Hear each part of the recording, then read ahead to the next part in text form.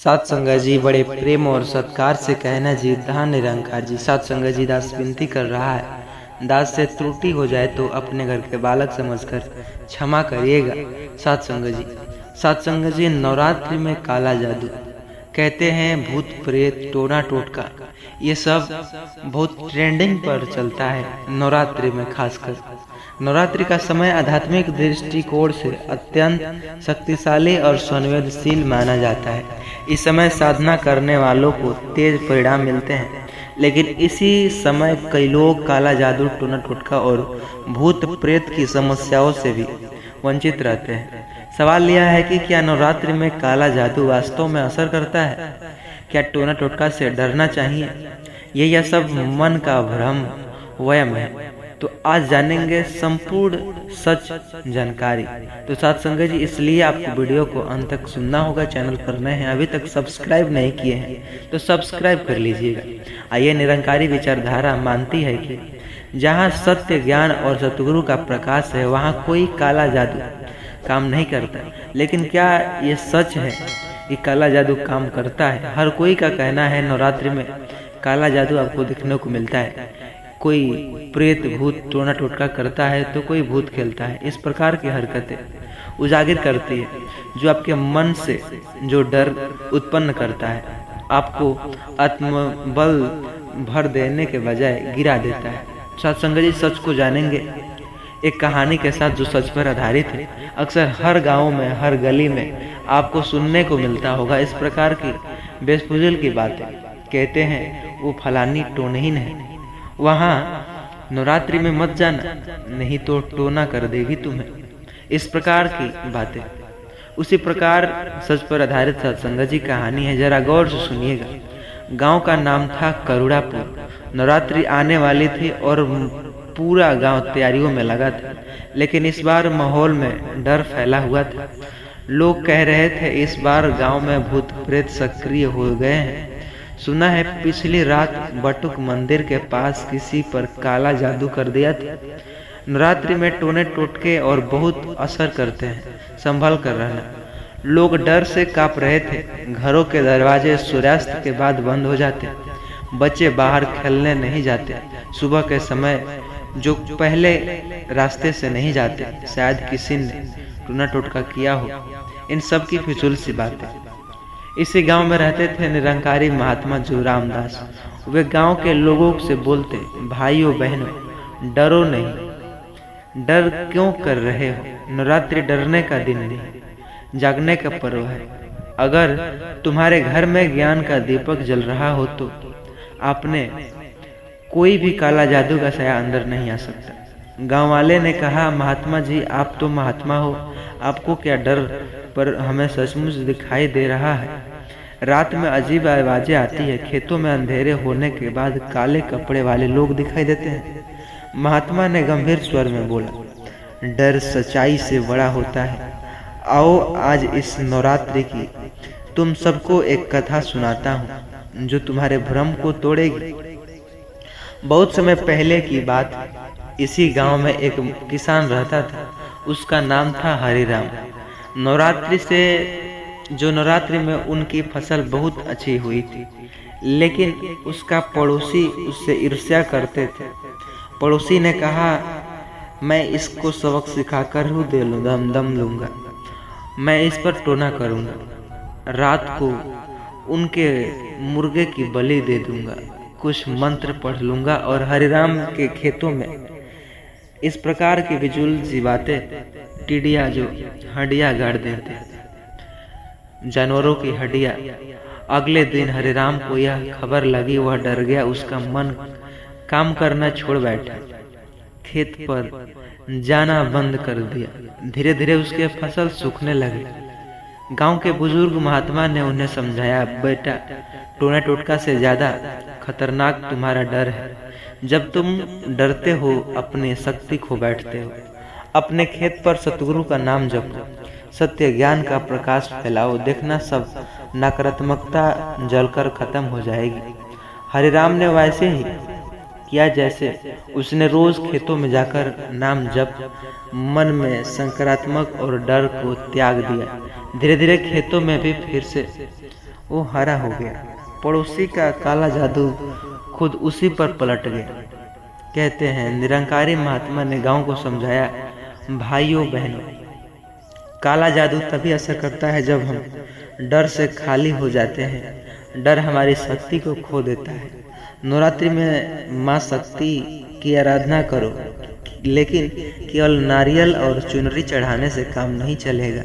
अपने मन को शक्तिशाली बनाओ, सतगुरु का ज्ञान लो, नाम का स्मरण करो। जहाँ प्रकाश है वहाँ अंधकार नहीं टिक नहीं सकता। जहाँ सत्य है वहाँ टोना टोटका काम नहीं करता। गाँव वालों ने महात्मा की बात मानी। सबने नवरात्रि में मिलकर सामूहिक ध्यान किया, भजन गाए, अपने घरों में दीपक जलाए। उस रात गांव में कोई अजीब आवाज़ नहीं आई। खेतों से काले कपड़े वाले लोग गायब हो गए, डर खत्म हो गया। इस कहानी ने तो कुछ इस प्रकार हमें सिखाई थी कि अक्सर आपने भी देखा होगा, अक्सर ये टोला मोहल्ला में, गांव में, हमें हर गली में, हर मोहल्ले में देखने को मिलता है। लेकिन क्या आपने कभी सोचा है कि अक्सर हमें शहरों में क्यों नहीं देखने को मिलता? क्योंकि वहाँ पर किसी को किसी से मतलब ही नहीं है। सब अपने अपने कामों में व्यस्त हैं, सतगुरु का नाम जप कर रहे हैं। इस कारण इस कहानी की तरह हमें यह सीख मिलती है कि काला जादू और टोना टोटका से ज़्यादा खतरनाक है हमारा डर और अज्ञान है। नवरात्रि आत्म शक्ति जगाने का पर्व है, डरने का नहीं। निरंकारी महात्मा सिखाते हैं कि अगर मन शुद्ध सतगुरु के ज्ञान में स्थिर है तो कोई भी नकारात्मक शक्ति हमें हानि नहीं पहुंचा सकती। डर को त्यागो, विश्वास को अपनाओ और मां शक्ति का सच्चा आवाहन करो। तो साथ संगत जी, यह कहानी आपके मन को, आपके दिल को झकझोर कर रख दी होगी, क्योंकि इस प्रकार की कहानी आपने किसी से भी नहीं सुनी होगी। क्योंकि सच को जानना है तो हमारे इस चैनल को सब्सक्राइब करें, क्योंकि हमेशा सच ही राह देते हैं, क्योंकि ये निरंकारी विचार है। तो साथ संगत जी, प्रेम और सत्कार से कहना जी, धन निरंकार जी। चैनल पर नए हैं, अभी तक सब्सक्राइब नहीं किए हैं तो सब्सक्राइब करिएगा और इस वीडियो को मित्रों के साथ अवश्य शेयर कीजिएगा, ताकि वो भी टोना टोटका से दूर रह सके। साथ संगत जी, इस प्रकार की अजीब हरकतों से। तो साथ संगत जी, दास यही विनती करता है, दूसरों की मदद करने में हमें अच्छी भलाई का कामना करना पड़ता है। साथ संगत जी, प्रेम और सत्कार से कहना जी, धन निरंकार जी। दूसरों तक ये वीडियो अवश्य शेयर कीजिएगा। साथ संगत जी, प्रेम और सत्कार से कहना जी, धन निरंकार जी। संगत जी, अक्सर आपने भी सुना होगा, कहते हैं निरंकारी महात्मा नवरात्रि पर्व कैसे मनाते हैं। क्या निरंकारी में नवरात्रि पर्व नहीं मनता?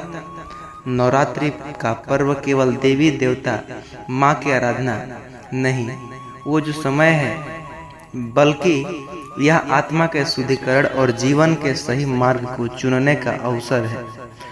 हर कोई अपने अपने ढंग से नवरात्रि मनाता है। कहीं लोग 9 दिन उपवास रखते हैं, कहीं गरबा और भजन कीर्तन करते हैं, तो कहीं लोग सिर्फ दिखावे के लिए पूजा पाठ करते हैं।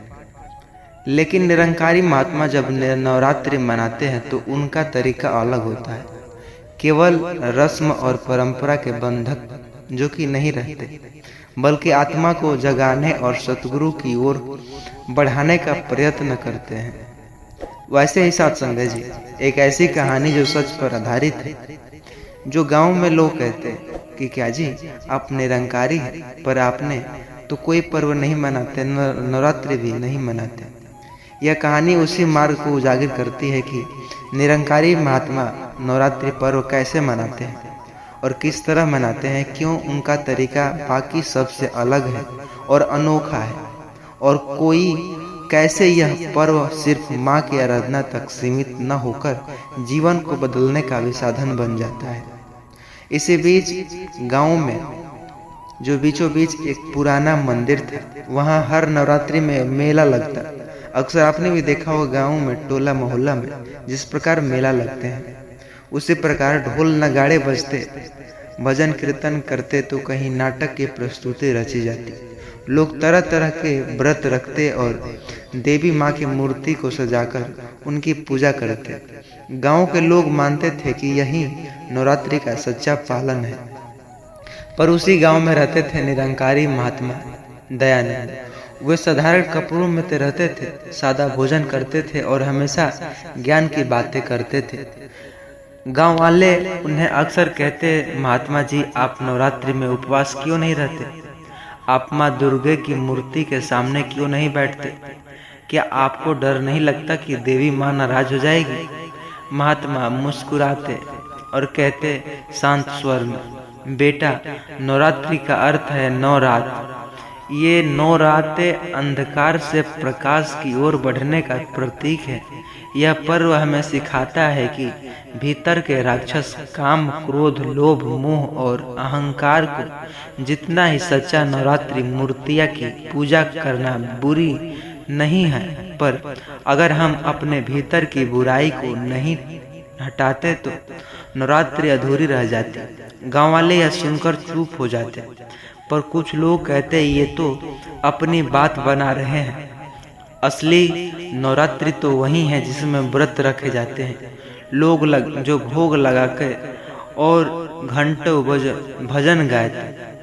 महात्मा दयानंद ने सोचा कि इस बार नवरात्रि के पर्व में वे गांव को असली रास्ता दिखाएंगे। नवरात्रि के पहले दिन महात्मा ने सबको बुलाया और कहा, आज माँ शैलपुत्री की पूजा का दिन है। क्या तुमने कभी सोचा है कि शैलपुत्री का अर्थ है पहाड़ की पुत्री? पहाड़ स्थिर और मजबूत होता है, इसलिए आज का संदेश है कि अपने मन को स्थिर करो, बेईमानी, लालच और स्थिर विचारों को छोड़ो। गांव के लोग हैरान थे, उन्होंने पहली बार देवी की आराधना का इतना गहरा अर्थ सुना था। हर दिन महात्मा किसी न देवी के रूप में अर्थ समझते। वे बताते देवी का हर रूप हमेशा हमारे भीतर के राक्षस से युद्ध करना सिखाता है। ब्रह्मचारिणी हमें तप और संयम सिखाते हैं। चंद्रघंटा शांति और आत्मनियंत्रण की प्रेरणा देती है। कुष्मांडा सृष्टि की ऊर्जा का प्रतीक यानी भीतर सकारात्मकता जगाना। स्कंद माता भक्ति और करुणा सिखाती है। कात्यायनी हमें झूठ और पाखंड पर प्रहार करना सिखाती है। वहीं काल रात्रि अंधकार को मिटाकर सच्चे ज्ञान का दीपक जलाने का संदेश देती है। गांव के लोग धीरे धीरे समझने लगे कि नवरात्रि केवल उपवास करने का, भोग लगाने का नाम नहीं है, बल्कि आत्मा को शुद्ध करके आत्मा को शुद्ध रखने की साधना भी। महात्मा दयानंद ने 8वें दिन कहा, आज माँ महागौरी की पूजा है। गौरी का अर्थ है निर्मलता। अपने विचारों को स्वच्छ बनाओ, किसी से ईर्ष्या मत करो, दूसरों की मदद करो। 9वां दिन आया तो महात्मा बोले, आज सिद्धिदात्री का दिन है। जब महात्मा पवित्र होते हैं तो असली सिद्धि मिलती है। धन, पद, यश ये सब क्षणिक है, पर सच्ची सिद्धि है परमात्मा का ज्ञान और सतगुरु से जुड़ाव। 10वें दिन जब पूरा गांव रावण का पुतला जला की तैयारी कर रहा था, महात्मा ने सबको एकत्र किया और कहा, आज तुम रावण जलाओगे, लेकिन क्या सिर्फ बाहर का रावण जलाना काफी है? क्या भीतर का रावण अहंकार, लालच, क्रोध भी जल रहा है? अगर नहीं तो यह दशहरा अधूरा है। उल्टा विनाश भी निश्चित होता है। इसलिए आपको घरों में तमाम प्रकार के विघ्न उत्पन्न होते हैं। गांव वाले तो यह सुनकर के चुप रह गए, मानो उन्होंने भी कोई गलती से पहले क्रोध, लालच की हो। लेकिन हर कोई अपने अग्नि में, क्रोध की अग्नि में जल रहा होता है। गांव वाले यह सुनकर के चुप थे, उनकी आंखों से आंसू निकल रहे थे। उन्होंने पहली बार लगा कि इतने वर्षों में केवल परंपरा निभा रहे थे, पर असली नवरात्रि का अर्थ समझ नहीं पा रहे थे। महात्मा दयानंद ने सिखाया कि नवरात्रि पर्व को निरंकारी महात्मा ऐसे मनाते हैं कि उनका हर दिन आत्मा को शुद्ध रखने का साधन बने। वे उपवास को भूखा रखने का साधन नहीं, बल्कि मन को वासनाओं से दूर रखने का अवसर बनाते हैं। वे पूजा को केवल मूर्ति के सामने भोग लगाने तक सीमित नहीं रखते, बल्कि हर देवी रूप का अर्थ समझकर जीवन में उतारते हैं। नवरात्रि का सच्चा उत्सव वही है जहां हमें अपने भीतर के राक्षसों को जलाकर आत्मा को शुद्ध करे और परमात्मा के ज्ञान की ओर बढ़ सके। तो साथ संगत जी, आपने भी इस कहानी को सुन करके आपकी आत्मा को या आपके दिल को छू ली होगी, तो प्लीज़ इस वीडियो को सुन करके मत छोड़िएगा, इसे अपने जीवन में उतारिएगा। अपने अंदर के करुणामयी क्रोध को त्याग करके नई जीवन का यातना कीजिएगा और इस वीडियो को उन सभी मित्रों के साथ शेयर कीजिएगा जो नवरात्रि व्रत करता हो। तो साथ संगत जी, प्रेम और सत्कार से कहना जी, धन निरंकार जी। चैनल पर नए हैं, अभी तक सब्सक्राइब नहीं किए हैं तो सब्सक्राइब करके जाइएगा। साथ ही साथ इस वीडियो को मित्रों के साथ व्हाट्सएप के जरिए शेयर जरूर करिएगा साथ संगत जी, ताकि हर कोई समझ सके साथ संगत जी सच्चा अर्थ में।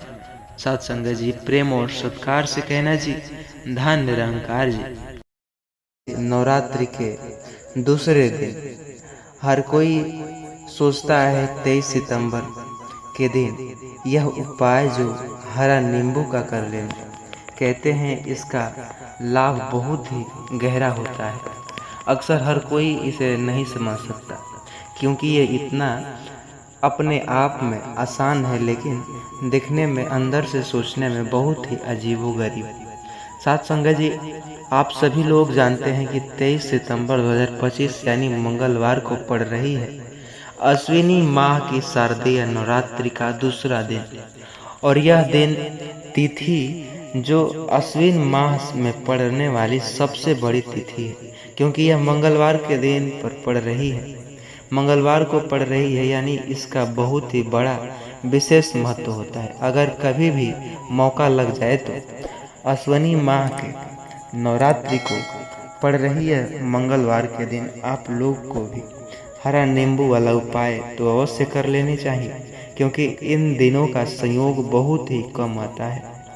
इसी के साथ में जो कि अपनी शिव पुराण कथा में बताया गया है कि इस दिन आपको एक हरा नींबू वाला उपाय अवश्य कर लेने चाहिए, क्योंकि ऐसा दिन पूरे साल में सिर्फ एक ही बार आता है। और आप सभी लोग जानते हैं कि मंगलवार का अगर सबसे बड़ा कोई उपाय है तो वह है एक हरा नींबू वाला, जो अश्विनी माह की मंगलवार नवरात्रि का दूसरा दिन आप लोगों को इस हरा नींबू वाला उपाय को जरूर कर लेने चाहिए।